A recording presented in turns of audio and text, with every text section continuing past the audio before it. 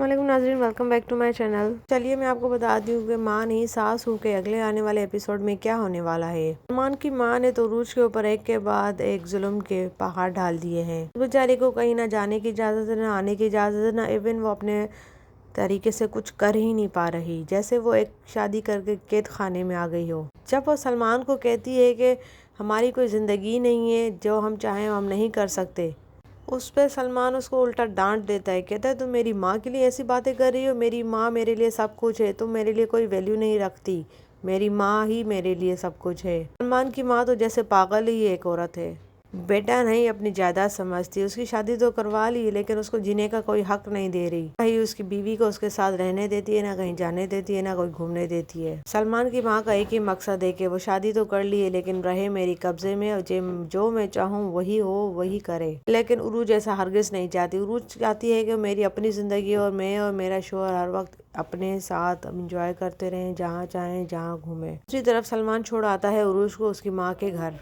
जब उसकी माँ से पूछती है बेटा तुम खुश तो हो, उरूज अपना दुख दर्द छुपाते हुए उसको कहती है हाँ मैं बिल्कुल ठीक हूँ, मैं बहुत खुश नसीब हूँ जो मेरी इस लड़के के साथ शादी हुई।